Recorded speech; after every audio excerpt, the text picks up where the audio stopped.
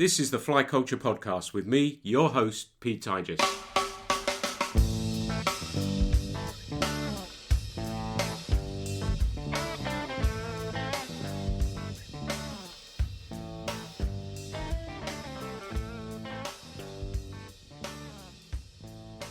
For the past 20 plus years, Nick Hart's life has revolved around fly fishing. Primarily known as a guide and instructor, he has also run a tackle shop from the fishery he manages with his wife Sue, and has written many articles for fishing magazines, penned a book, appeared on TV, and released his own fishing DVDs that covered just about every aspect of fly fishing. He is currently fishing manager at Farlow's in London. The CV, as you can see, is impressive reading, and even after all this time, he is still as enthusiastic and passionate about a pastime that has shaped his life. I sat down with Nick to talk about his life in fly fishing so far. So we're sitting this morning at X Valley Fishery, which I mentioned is managed by Nick and his wife Sue. We've had a fantastic breakfast to start the day.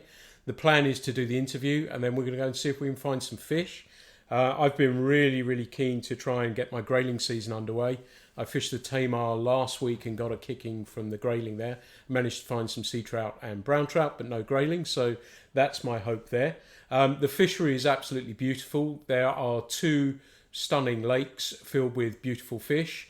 There's a cafe here now, and the river is bordered by the River Exe, which is one of my favourite places in the world, I have to say, to fish. I think it's a fabulous venue and set up beautifully as well. It's great to be sitting down with Nick, and we had sort of an idea of what we were going to talk about a little bit, but we thought we'd just leave the microphone open and just talk about life in general. But I think really, Nick's life in fishing, and you've been in fishing now for 20 odd years, 20 plus years, I would guess. And is the fire burning just still as brightly now as it always has done? Oh yes, no doubt about that. You're still loving it and guiding and the fishing and everything. Is there any aspect that you're really enjoying at the moment in particular, or is it just the whole lot? Is there one particular aspect of it that you really do enjoy?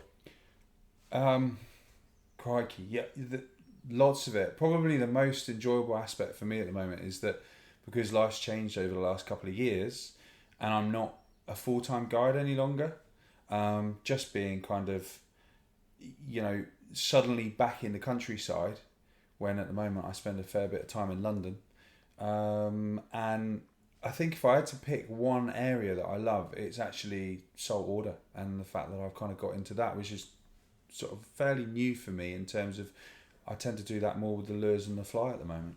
That's fantastic. That's more left field than you'd expect. I was expecting, I guess, river brown trout or grayling or salmon and sea trout, or perhaps reservoir fishing, which I know you love immensely. So it's kind of interesting to hear you coming from a different angle. And I guess those other disciplines are still super important to you, but is it the evolution as well, and trying and doing different stuff as well? They're massively important, and I still, I went and fished on my own the other day for wild brown trout. I was just like a kid. But the guiding side of that, I'd say that I get even more out of actually taking people to sort of do that. And as you know, being a guide yourself, you kind of you get into this sort of flow of doing that, and it's never a job, but you catch these fish with people, and it's just you can do it, I guess, is the thing.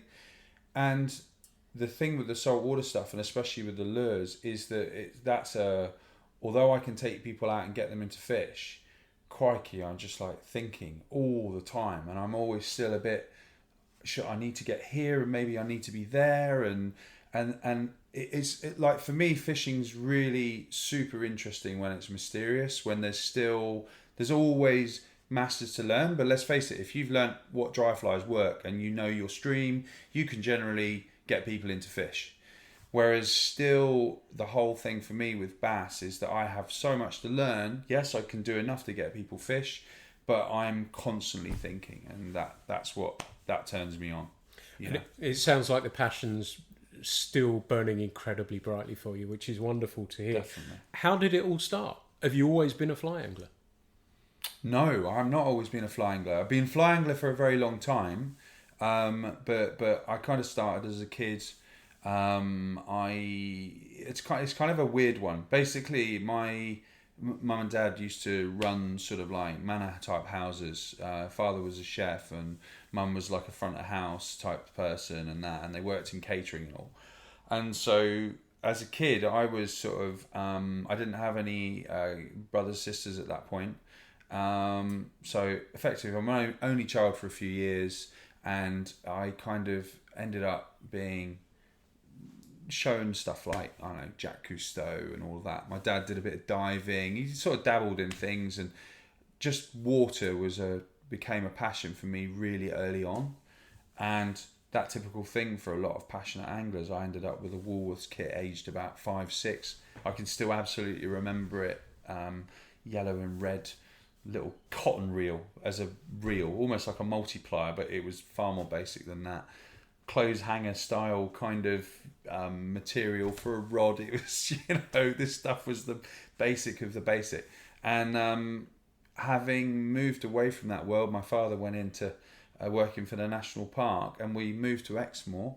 I'm still a very little kid at this point, and having got this fishing kit, the river was there right in the village of Exmoor, the River Ex, and that's where I started fishing. Well, rather, my father started fishing because he would hold the rod all the time and do everything, and I would try and wrestle it off him, and then eventually did, and managed to catch a fish, and that was, I don't want to sound too cliched, but I was hooked instantly. And that was fly fishing itself, or you were just sort of bait and bread. Perfect. By the time I was sort of 8, 9, 10 years old, around there, my mother, that was in the days of mother's pride, and she literally pretty much had to start buying me a loaf of bread, and the rest of us, to eat, because I was taking so much of it to go and catch trout. So bait fishing. And it bit pretty deeply, pretty quickly, by the sounds of it then. Oh, I think the thing with fly fishing and fishing and perhaps lots of these pastimes, but for me especially, obviously the fishing side, it is an absolute. But it's almost, sickness, illness, totally the wrong words. It's like a drug, I get you. And yeah, it's obsessive. It is obsessive. I mean, my parents just used to, they almost couldn't understand it, And my lad's an obsessive footballer and talks about football in language that I don't understand, and of course now I totally get why they were like, what is going on with this kid? So how did the fly fishing come about? When did you start that? When did you discover it? How did you discover it?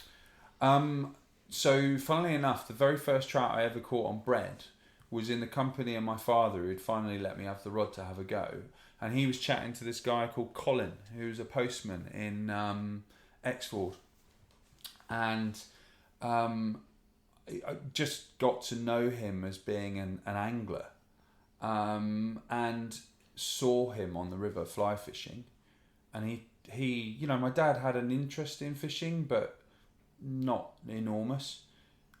Colin was passionate about it and took me under his wing, and that was that really. I used to practice on our playing field. We had a big playing field right outside my house.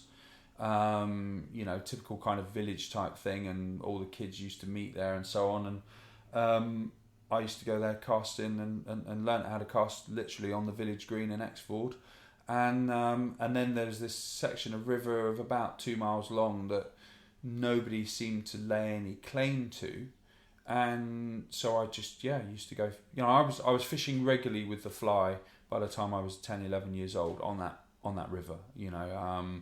Any given time I had, which I tried everything to get as much time out there as possible.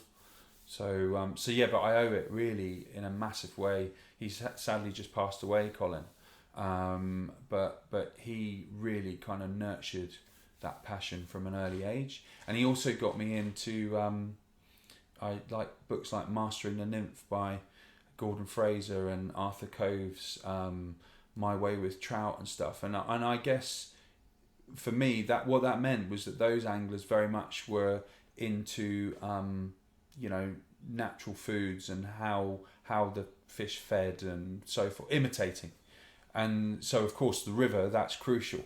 And so taking those stillwater books, because he'd take me to stillwaters as well, not very regularly, but they were like just a marvel to me. These reservoirs, because they, like, compared to the river, it's like these vast expanses of water. So although we didn't go very regularly, books like that kind of got me into that whole imitative thing, and I was taking stuff that I was then. The river was very much, a lot of that was kind of self-taught. So, Colin got me casting, I practiced. Yes, he showed me a bit. And then I think for any angler, actually, as much as you can have lessons and courses and all of that sort of stuff that you and I've been involved in over all those years, actually, you got to find out some stuff for yourself. And of course, as a kid, you just absorb everything. And so I was just out in nature all the time and fishing, If I wasn't being given firewood to chop and all those sorts of things, I was fishing. That's all I liked sport and all of that at school. I've said this to people in the past, I loved all of that, loved sport, loved athletics, did okay at that kind of stuff, but if I was, free time was go fishing. Really interesting point you make about your relationship with Colin and his mentorship. Do you think that's still happening in the same way today that it was then? Oh, crikey, that's a tough question. You'd kind of, it'd be very easy, I guess, just to say no, because kids aren't fishing as much and all of that. You could get into that sort of thing. I think it's if you're lucky enough. If you meet an adult, if you're a kid and you meet an adult who's really passionate about fishing and wants to kind of pass that on, then in all honesty, I think it's whether you're lucky enough to find that person. That I think the trouble is that now, say I was in Exford and I've got my son, who's going to be 13 reasonably soon. It would be, say I didn't fish and somebody had showed him and he was passionate about it and everything. I think the problem is then would I be happy to just let him disappear off down the river like I did, And that's the thing. I think times have changed and they probably haven't. I'm sure nothing would happen to him, would it? But it's probably not the same, is it? Sadly, times are different. I guess it is the Mr. Crabtree thing that you've experienced personally, which is a really cool and interesting story. And like you say, culture's changed a little bit now, that we are more protective of our youngsters and even sending them off with an older person is slightly different now. So it's kind of interesting to see that. So that sort of age, you're hitting the rivers, you're hitting the lakes, you get to 16, you go to college. Was it always going to be fishing? Did you look at other things? Were you studying at college to go in a different direction, but the pull of fishing was too strong? No, I all the way through, from a very, very young age, I'd always said, bearing in mind the Jacques Cousteau stuff, I wanted to be a marine biologist. That's all I wanted to be. I had no thoughts at all about anything else other than I want to be in the water and I want to be around fish and that world, apart from watching all the sort of the nature type stuff about that, David Attenborough, all that kind of thing, Jaws and things like that, things to do with white sharks. I loved, absolutely, and still do, just love sharks. And so I thought, if I get a job where I can study sharks and fish and stuff, then brilliant, that'd be fantastic. Unfortunately, my biology teacher didn't motivate me. And so I didn't, at school I did okay, but I wasn't pushing myself really probably hard enough, and was so caught up with going fishing and all the rest of it that my mum and dad were do your schoolwork, but sadly, and I know from being a teacher of fishing, I wasn't being motivated. It was the biology and science, a lot of the stuff we were doing was, look at the board, copy what you see, that type of thing. And so sadly that meant that I wasn't really, motivated. I think a lot of it does come down to your teacher, doesn't it? And if you have a good teacher, you'd know from teaching people fly fishing and everything else, if the teacher's enthusiastic and motivated, that enthuses onto their pupils as well, and that inspires them, and it feeds through, doesn't it? Couldn't agree more. If I flipped it over, if Colin had been my biology teacher, the guy who taught me how to fly fish, because he was passionate about it and loved it and taught me to tie flies and all of this stuff and open this world up. If I'd had that, I think, in biology, because of course when you're a kid, you're not thinking about, drive yourself anyway because you want to be a marine biologist. You need that kind of adult. You need a mentor, and I think if Colin had been my biology teacher, maybe I would have ended up going into that field. But the simple fact was that he wasn't, and so I by the time I'd done GCSEs, I graded okay, but also I don't know, the big thing, just to leap on a year, 17 years old, my father died, and so I ended up staying in college. By then I'm doing A levels, and I wasn't into it at all. By then, of course, I could drive a car within a kind of a couple of years of doing my A levels, and so I just used that as a way of going fishing. It gave me freedom, and your father's not around, so he's not there to say, well, look, hang on, son, maybe you should be going to uni, and if you want to pursue this world of being a marine biologist, etc., you need to knuckle down right now, because even though you're a youngster, and so I guess I probably didn't have that guidance, and so it sort of disappeared really. So how did fly fishing come as a career to you? Was it a chance, or you sorted out?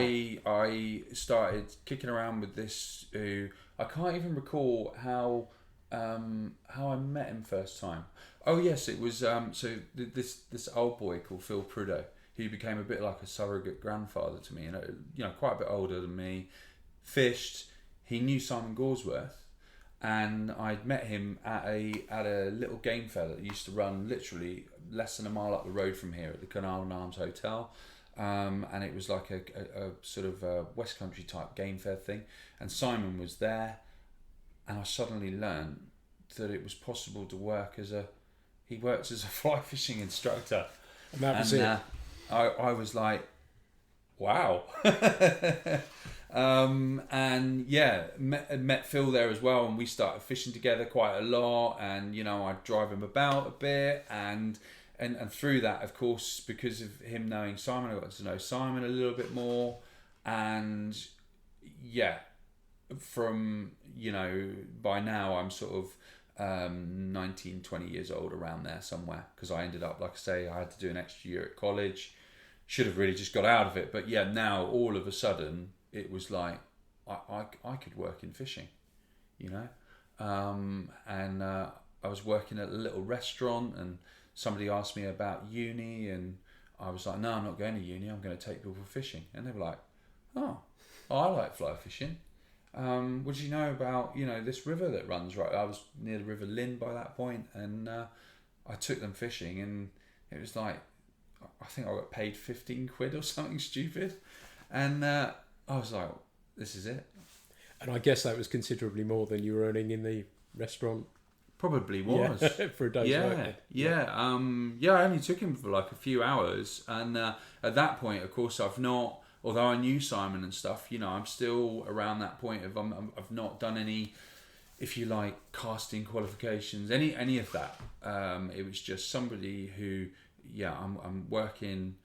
Just to explain, my mother's by now moved out of Exford, and because my father had died, and we're over now in a little village in North Devon, so because I worked in the White Horse in Exford previously, and I had experience of, if I was like, dealing with people and serving food and all of that world, and so I had this little job in Lynmouth, right next to the River Lynn, which was quite fortuitous. And so that's how I ended up taking people fishing, was this quite out of the blue person said, well, could you take me? Of course I can. And that was the start. Yeah, the first fish I ever guided was in Rockford. Fantastic. On one of the pools in fact, it's what I would call Ford Pool. So it was like the very first pool you basically walk into, and we caught a brownie there, and he was chuffed to bits, and I don't remember his name, which is, it was my very first, but 17 years old, 17, 18, wherever I was. I was that sort of age, late teens now. I was just completely bowled over by it all. And how did that feel when your client got their first fish? That must have been... Oh, that was it. Yeah. That was it was kind of that thing that I've not caught that fish myself. I've caught it vicariously through somebody, and they're super happy about it. And they're paying me as well. And yeah, I mean, what's not to like? Fantastic. And then your next progression, I guess, was to get some qualifications and stuff like that. I'm purely guessing that you must have been one of the youngest people to be qualified in the UK. Well, it was kind of a rocky, fairly long road to get there. Because really at that point you had this STANIC, the Salmon and Trout Association National Instructor Certificate. And whereas now with quite a lot of the stuff, there's almost like a proper sort of syllabus. With that, there was, but it was very much down to you to find people to train you, read the right books, do all of this, which was probably quite a good thing. Whereas, of course, these days, it's a bit more structured, might be the right word. And also, I came up against, at that point, the Salmon and Trout Association and I kind of get it, they weren't really that interested in somebody in their 20s by then, very early 20s now. Like I say, all of this happened between me being sort of 17, 18 up to the age of sort of 22, 3. But the point was that I couldn't just go and do STANIC. And obviously you are going to be examined on casting. And I remember the first sort of, I paid and went in the winter times, and I not very much money. Simon Gorsworth, who's obviously a very well-known instructor, he was extremely kind and sort of gave me a knockdown rate and basically trained me up, started getting me casting and teaching me about entomology. And I remember like sitting learning about entomology and like he asked me a few questions about it, and I basically didn't know, to be honest, that much other than, oh yeah, fish take flies type thing. Well, what else do they eat, Nick? And anyway, yeah, I was trained by him really in, this is how you teach casting, and this is what you need to talk about with entomology. And what I loved, and I've always tried to put into my own teaching, is that it was super kind of broken down, so it made it super easy to understand. And all the while it was a case of having, I think I wrote letters and stuff, but there was this weird sort of age of 23 before the Salmon and Trout Association were going to be happy to let me do STANIC. The Salmon and Trout Association recognised, right, you can teach fly fishing. So I did hook up for a while with REFIS, Register of Experienced Fly Fishing Instructors and Schools, and they kind of gave me a bit of a look over and stuff, and suddenly I could do a bit of guiding and things like that, So it took a good number of years, to get. It wasn't an overnight, right, okay, do that course for a year and you're qualified and away you go. You must have been pretty much at the forefront of guiding as it started in the UK, because really we had gillies, but guiding was something a little bit different. And I know myself that I wasn't really aware of it at the time, but funnily enough, I used to buy the Stillwater Trout Angler magazine, and there was this young man on the front cover called Nick Hart, and we've got a copy of the magazine here now. It's July 1998, and that's when I first properly became aware of fishing guides and people taking people fishing. The model really, and I guess your model always has been, more from the American. Did you look to America for sort of inspiration when you set up your business, or you were sort of kind of working it out as you went along? I suppose what I could say about that is you've got to remember that I'm at that point. Even then, I'm living in the West Country. I've kind of spent my time running around on this little river and so forth. I wasn't actually, I suppose, that travel and everything. It hadn't, to be honest, Pete, it hadn't really entered my mind much at that point. And I got so carried along with the whole, if you're going to be involved in the business of taking people fishing and teaching them, you're going to have to be qualified. And so I got so sort of taken up with that at first that the guiding side was probably quite secondary in my mind. And then it was only when I actually broke into the business of being able to, suddenly I had my first clients and stuff. And I can explain a bit about how some of that came around. But I had my first clients and I was obviously teaching them. And then a big part of that is, for me, you know, if you've taught them to cast, they've got to catch something. And then all of a sudden that world opened for me. But I can't say that at that point I was perhaps so much exposed to seeing, oh, well, the Americans do it like this. Although as soon as I started to get into it, I was very, very aware then of actually, you know, there's this thing, a fly fishing guide. And to my mind, I think that instructors kind of need to almost be that anyway, because you obviously hear all sorts of stories about the way people have been looked after on the water. Some of it's amazing, and then some of it's not so good. And I always think that, you know, if somebody's turned up and they're paying their hard-earned cash to learn how to fly fish or improve their fly fishing, and then you're taking them fishing, then your job is to do absolutely everything in your power to give them the best experience and help them learn stuff. And then in terms of your own professional thing, it's a lot more fulfilling, you know. But I suppose it was almost accidental in a way that started to happen. And that article was John Horsey, who he'd sort of opened up as probably the first, as far as I know, he was definitely the first reservoir guide. You know, proper somebody who was, you can come now to Chew Valley Lake, Blagden Lake, and you can pay me and I'll show you where to go and what to do, which is what a guide does, right? And I think, yeah, he seeing that would have definitely made me think, oh, that's a cool way to sort of look at it, actually.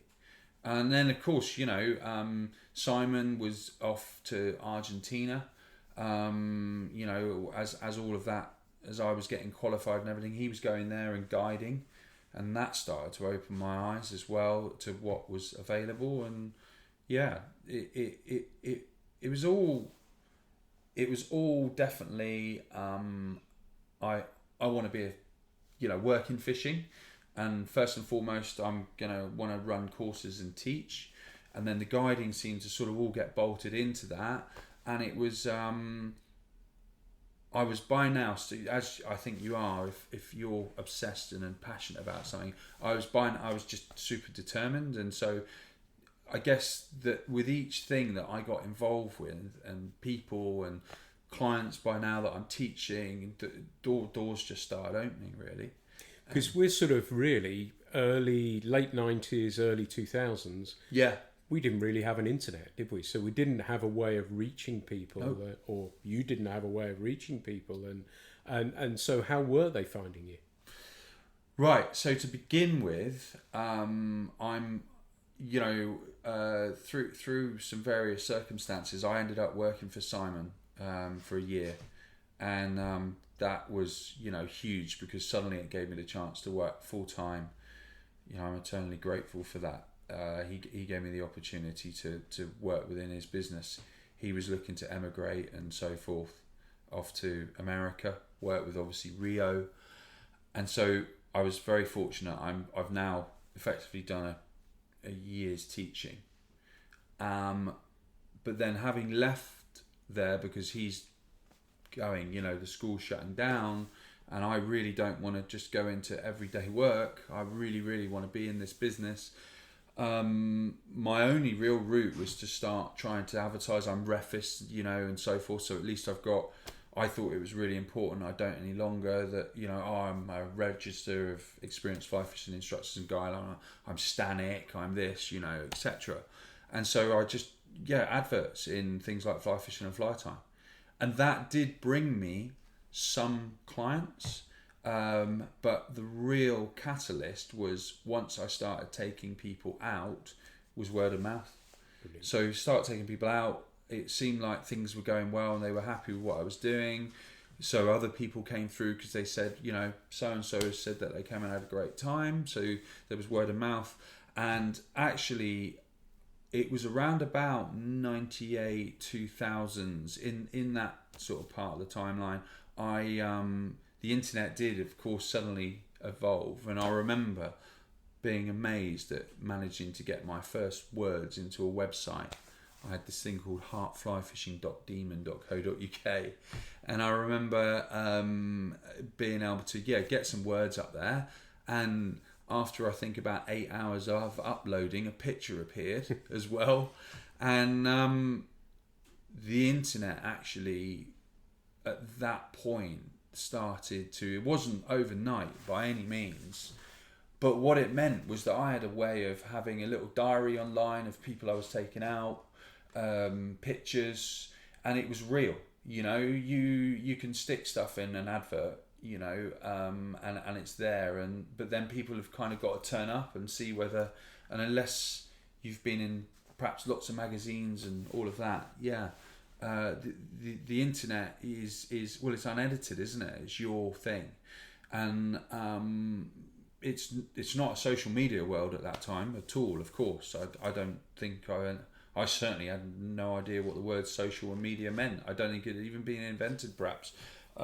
It was just the internet and this incredible thing where you could very cheaply publish, effectively almost like a brochure, magazine articles that appeared on your computer screen. And it was and of course it was a big thing. It suddenly started to take off, and so for me the website, that original website, and going on where and still kind of even to this day, even though I'm obviously now have a slightly different role, I have a website and people still come through asking me, Nick, can you take me fishing? Do you think being younger allowed you to get into the internet side of things more quickly than what may have been seen as a traditional fishing instructor stroke guide, if there were many other guides around then? Oh, most definitely. I think it was a game changer. And do you think how quickly did you see an uptick in your business as a result of the internet? Was it 6 months, 3 months, a year? Yeah, I mean, I'm terrible at remembering back to like ages and years and everything. So what I'll say is I was working for Simon around about the age of 23, 4. And so, by the time I had a website and everything going, in those next few years, 27 years old, I basically had to sit down with, I used to sort of like, because it's quite seasonal, I used to have a job. I'd gone back by now to the White Horse, and I used to have a job there waiting on tables and doing stuff. And by the age of 27, I was, involved enough with like the bar and everything that I would also do a bit with the rota. And I sat down with the manager there, and it was basically, I can't do there, I'm taking people fishing. I can't do there, I'm guiding. I can't. And he had to say, well, Nick, this is wonderful, but unfortunately, like, you're basically not here working, are you, as a waiter anymore? You're taking people fishing. And although I was at that point, I'd sometimes like turn up and do breakfast early. It's quite a really weird Before one. You hit the river. It's like something out of a comedy show, because I'd like turn up super early in the morning, be in all my sort of white shirt, flat bottom shoes, serving breakfast. And then at like 10 o'clock, I'd meet them with waders on and take these people that were staying at the hotel fishing. And then lo and behold, I'd end up, in the evening. And although I was, young and able to do that at the time, of course, it got pretty crazy that I was trying to work in a hotel and take people fishing and all of that. And it was an absolutely awesome time. But the long and the short of it is that as my internet site started to really kick in, and word of mouth and repeat business and everything, I had to basically take the decision that, well, are you working in a restaurant and doing a bit of fishing on the side, or are you now a fly fishing instructor stroke guide? and yeah, so that was that. I was kind of basically full time. That sounds fantastic. And so now you're doing a bunch of days. You've got a great reputation, and that's building. And people are hearing about you. You're writing for magazines. You're doing stuff. What was the next logical step to your career there to build it? I know you went down and did some stuff in Argentina and as well, and guiding down there. Was that useful, invaluable? Did you take stuff from that? Was there anything else? Were you always looking, knowing you as I do, I guess you're always looking for ways to improve and reach people, I guess? Yeah, that's kind of you to say. I think that thing in terms of people were happy and coming back and the business is built was largely because I was super lucky, as I say, to have been coached in a way that meant, I was teaching fly fishing in this sort of stage by stage way, and obviously, like I say, I like people and dealing with it all. Moving on from that, there was the Argentinian thing, which was an incredible opportunity, and I took, but unfortunately there was sad stuff that happened around there, with my mum and all of that, and so that bit of my life was all. It was like absolutely brilliant. I'm working in fishing, but there was a bit of turmoil going on as well. And, there are regrets that I have, and I hate having them. But, unfortunately, I did a season in Argentina, and then for various personal reasons, I didn't go back. I was supposed to be going back, and I was actually in the airport and just went, I can't do this. I can't go back for another season. Not because I hated it. I absolutely loved that place, and I loved dealing with the people. And then for me, that was like, I really am a fly fishing guide now. I'm in Argentina. I did 4 months over there. I'm in Argentina, taking people fishing every day. I'm driving a truck. I've got rod racks. So it brings a tear to my eye. It was awesome. But unfortunately, it didn't. That side of my life didn't work out perhaps how I wanted it to. And so after probably a year of battling with, well, what do I do, the next step for me was a fly shop. It was like, well, actually I'm taking all these people fishing.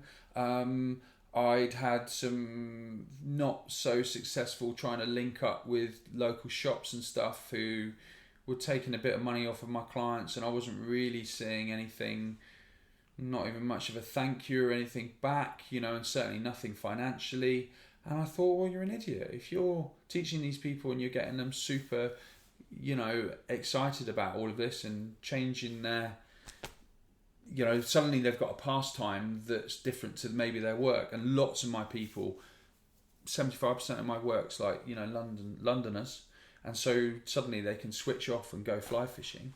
It was like, well, why not sell them the kit?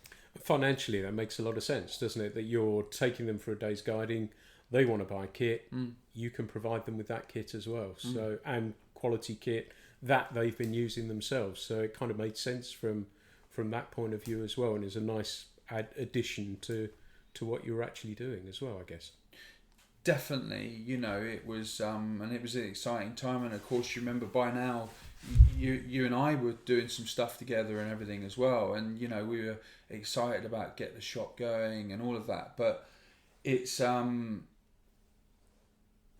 think I know when you kind of got involved and everything with that kind of world of guiding and that. I think we were by then we are looking at America, and we were.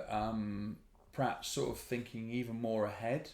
And so although it was like I want to have kit for people to use and so on, the way that I went about putting the shop together I didn't think about it well enough. Because the thing is, it's all very well being a fly fishing guide and instructor and all of that stuff, but it doesn't necessarily mean you have great business acumen, and you're perhaps not.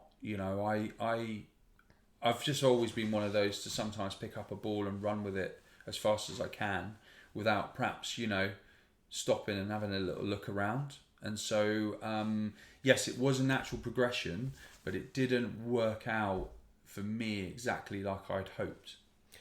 One of the things I remember is us going to the London show at FTech. Yes. And everyone in their suits and ties and everything else. And you and I in our jeans and t-shirt asking Mark Bale if you can have a Sage dealership. Yes. Which was, I'll And he never said forget. yes. He did. It was fantastic, wasn't it? Yeah. It was a really great moment and fantastic. And I think that sort of, for me, showed how seriously the industry took you as well, which was really, really interesting. And going to those shows with you when people were asking your advice and asking you to demonstrate and things like that was quite clear to me that it was somebody who had their finger on the pulse of fly fishing and people wanted to hear what they wanted to say as well. Yeah. I mean, it was, really super fond years for me. It was. I kind of got up every day and it was like a dream, really. Yeah, it was a case of somebody's going to pay me today to take me fishing, or if I'm going to a show, it's about fishing. It was all about fishing. So, that childhood obsession, which my mum and dad were very much about, you're not going to make a living out of fishing, Nick. And there's kind of some truth in that, because it depends what you call a living. But obviously, as I've grown older, I've learned much more that actually, it would be great to have money and more financial security and all of that kind of jazz. But actually, you live life to the full. When you can turn something that you love into your work, you've cracked it, I think, really. And it's really interesting now, as a veteran, I guess, and I'm loath to say that to somebody in their 40s, but you've been in this. No, I'm losing my hair. That makes two of us. Somebody who's been in the industry a long time, you've seen changes, and particularly the words or the two words social media. And do you wish you had that when you started? Whoa, another awesome question. God, I wish I had social media when I started. It would have made it very much more simple to get known. And I suppose because, like I say, I was coming at it from I really do want this to be, I say it very loosely, but a career. I want to be a fly fishing instructor and guide, and like I say, because I've had, fortunately, some really good guidance in the early years, then by the time my business was going, if suddenly I'd had a way of perhaps plugging in even more than the internet to perhaps putting yourself, onto somebody's device, say mobiles and that were, because that's been the real change, actually. I don't think it's just social media. I think it's the fact that people are able to now, pull something out of their pocket, and they could, as I have done with social media, they could quite easily look at a client of mine with a fish that's been caught maybe minutes before, if you so wished. So there's no doubt about it that it could have helped. The flip side of that now is that it is also, I think, just absolutely awash with a bit of the same old, and I think it's quite easy to start pumping yourself up with it. That there are, how do I go about saying this without wanting to sound too rude? There are perhaps people that, really like the idea of, guiding and teaching and all of that, the world of it, that have maybe not kind of come through all of the different stages and stuff. I know we were. Do you know what I'm saying? Yeah, I know we were talking about it over breakfast, and we said, that, hey, and I've had it, and you've probably had it a million times more, that people would say, hey, you go fishing every day, but you don't. No. That's the difficult part. It's pretty hard industry, and making a living from it as well is incredibly difficult. It makes me wonder if social media makes that easier to become a guide now or harder. And coming back onto that again, do you think we're in danger of focusing away from it? Is it just about the fish porn, or should it be more about, we're outside, as you said very early on, being in the great outdoors, the beautiful sights of the river, the kingfish, the otters, whatever it is. Do you think we might be in danger of losing that a little bit? Do we need to reassess them, readjust perhaps a little bit away from just the big fish that gets the attention? I think it's almost like an entire podcast, isn't it? Where you could just be talking, because it's massive, because it's a massive subject. Because on the one hand, it is absolutely brilliant that fishing is being beamed into those people's pockets that want it to be, and perhaps even those people who might have an inkling that they want to go fishing. That's great, but it can also almost create a bit of a false world where all the fish are big, or you catch lots of fish, or the weather's always fantastic, or it can create this thing of perhaps oh yeah, I'll go and do that because I'm going to be successful.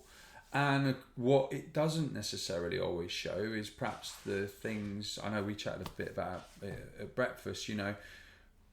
I still, probably now because I'm rustier, because I'm not on the water quite as much, probably catch more trees these days than I did for quite a while. And I've had twice in recent months where I've fallen in.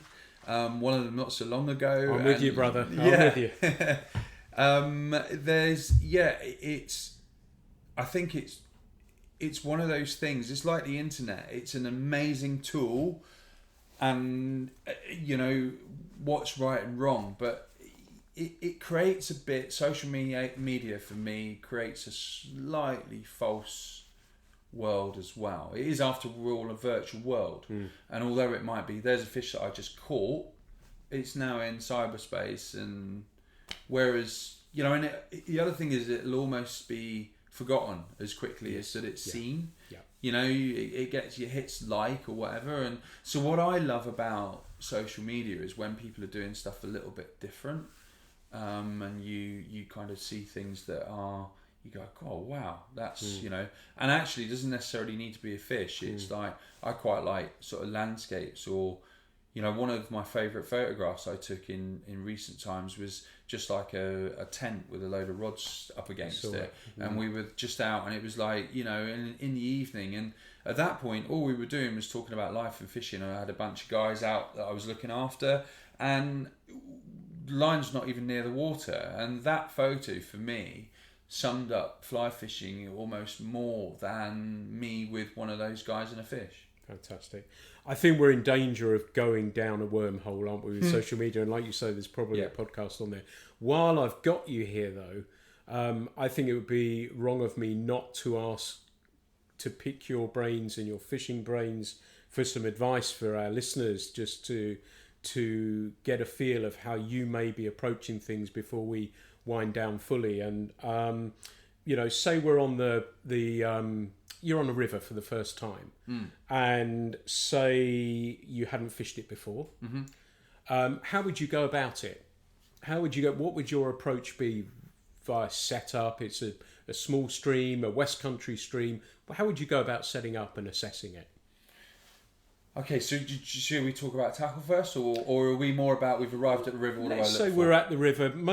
I would guess if people are listening to this or they're reading Fly Culture, they're probably more of an experienced angler. Would be my guess. So how you would go about setting up for your day's fishing? I know we're going fishing in a minute. What's going through your mind when you're hitting the river, and how you're going to set up? Okay, so my favourite over the years of taking people fishing, my favourite length of rod and weight for fishing like the West Country generally is a 9 foot and takes a 4-weight line. That's my sort of basic setup. I have others, but that's the one I would use when I was guiding a lot. And okay, so we've got that, and we're all weighted up and we're going fishing.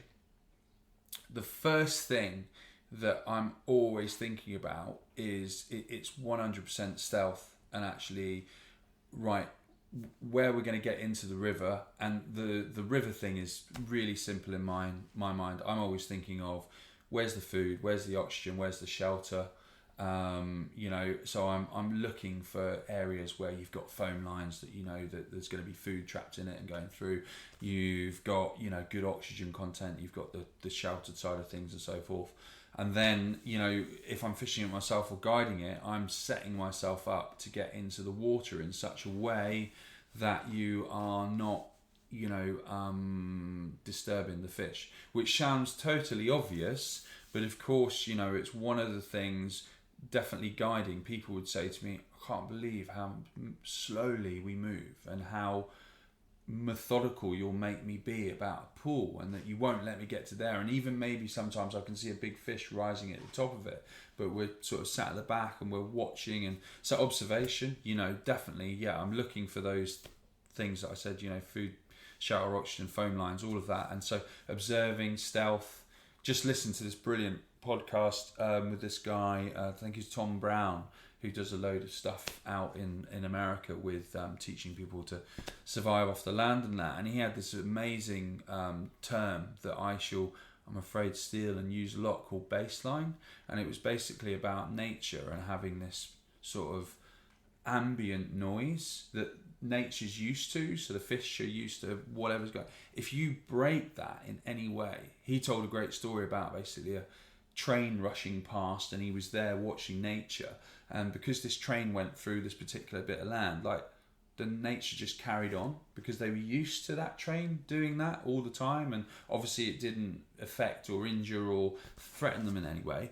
And yet a pal of his turned up 10 minutes later and just literally in the car and shut the car door, and he said nature just went berserk. It was like, whoa, danger.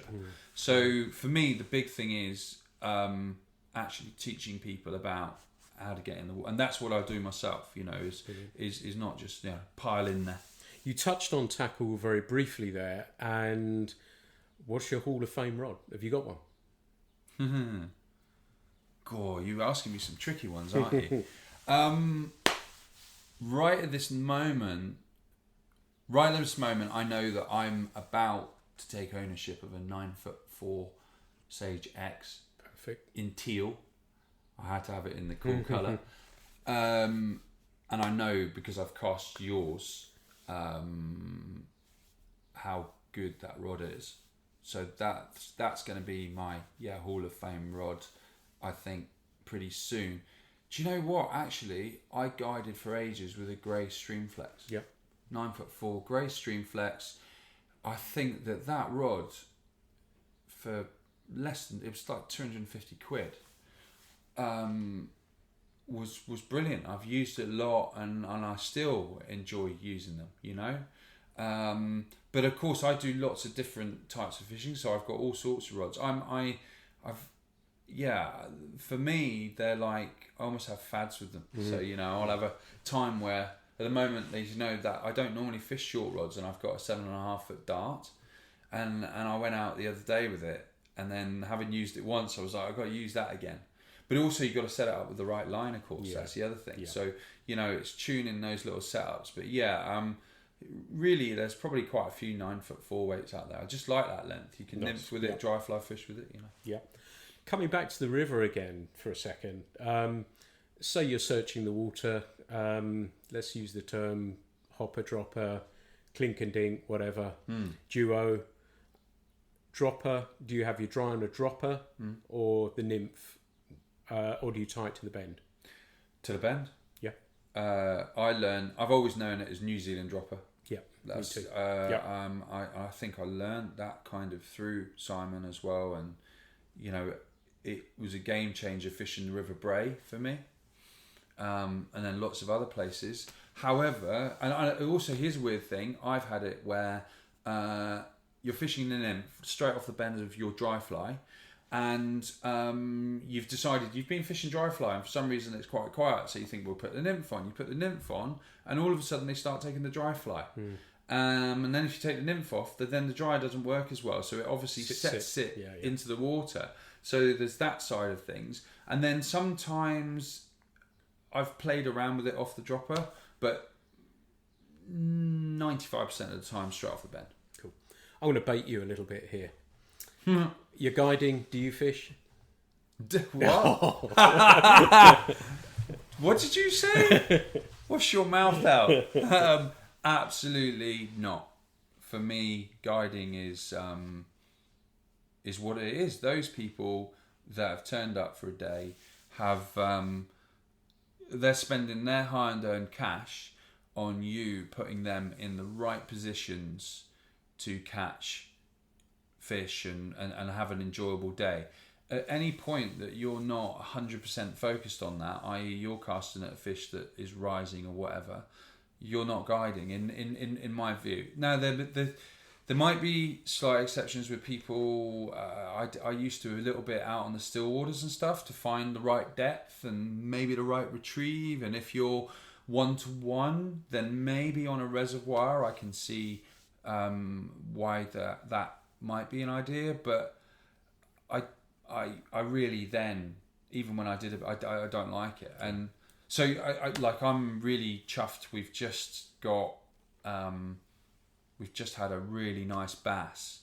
Had a 14-hour day yesterday out guiding, and it started off, with an early start. And the chap that had the fish, it was the day before yesterday. The client that had the fish, wow! It just like the smile, the moment, it'll live with me forever because it was a really big fish. Had I been fishing at that time and caught that fish, because it was a tough day, it would have just totally changed the dynamic. And not, I think just for the clients, they might have gone, wow, that's a huge fish, but yeah, I caught it and I'm supposed to be guiding you and you're paying, that was a Farlow's gig. So I don't think if you're a fishing guide, you shouldn't be fishing with your clients. How do you think fishing is right now? And I know what you and Sue are doing with the fishery here, that you've got a lake just for under 14s to fish bait and spinners only, to encourage them. How do you think fishing is right now? What sort of state and shape do you think it is?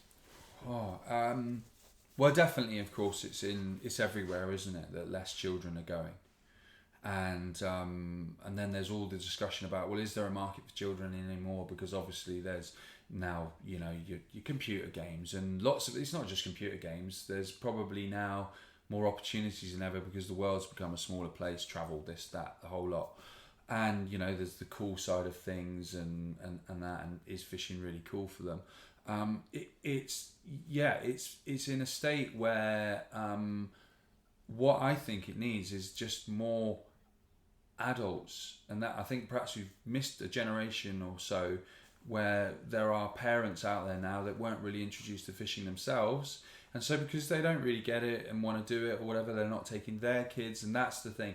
What I would say, Pete, the thing that still gives me a sparkle in my eye is when I do see children come here and fish. So their parents have brought them, or their grandparents have brought them, and just spinning and bait fishing. We don't allow fly fishing on the children's lake because obviously the dangers of flies going backwards and forwards. And I'm a great believer that children have got to catch fish. That's what inspired me first of all. It might have been on the river, but I caught a fish, and that's what made me go, wow.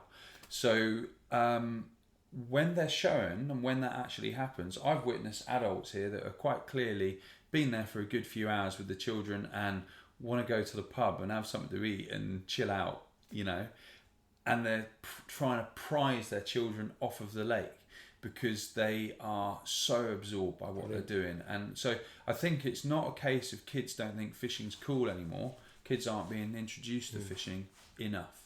And let's be honest, if nobody had introduced me, and perhaps I'd started on our local playing field playing more football or something, then that's the thing. You've either got to have a passion and that thing that is very difficult to understand as to why do we get into anything. But certainly if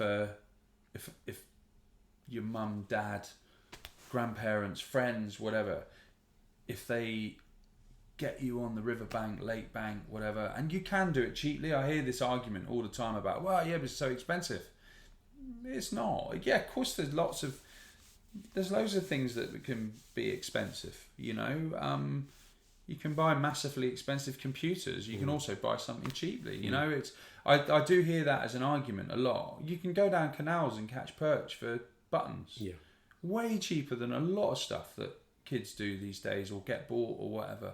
It isn't. It doesn't have to be expensive, and that might get sold a bit again. Maybe social media, perhaps some of them things. Everything's got to be a fashion now, isn't it? And so, yeah, perhaps if they see that, yeah, they're using all this expensive gear and everything, they feel compelled. But no, look, you know, just take kids out with a few hooks and a few floats and spinners and get them doing a bit of fishing of some sort. And if you're lucky enough that, you know, you can take them fly fishing and get them retrieving the line, and just, yeah, that's what it is. They have to be introduced. Brilliant. That's my opinion. Nick, that's an hour. Can you believe that? And we could have gone on for hours yet. It's been an absolute pleasure listening to you, hearing your story. I know our readers are going to, and listeners as well, are going to find this fascinating. And thank you again for taking the time out of your really busy schedule. Oh, I just want to say it seriously. It's like an honour to do it. It's just great to sit down and chat about fishing with you, really, and especially with, you know, fly culture and obviously your life as a guide and everything. So yeah, it's been nice reminiscing. Yeah, I've got to apologise. What we've done with this podcast is we've just let it run. So you may hear a phone going off in the background. There may be I pressed the wrong button. There may be some of the theme tune in there. But we try to keep it honest, open and unedited. And I hope, looking ahead, that you'll consider subscribing to the Fly Culture podcast. I'm going to say thank you, Nick, very much indeed. Cheers, buddy. Let's go catch some fish. Definitely. So thanks for tuning in to the Fly Culture podcast. We'll be doing some more soon. We hope you'll subscribe to it, and we hope you'll continue enjoying Fly Culture magazine. This is Pete Tiger signing out and wishing you good fishing.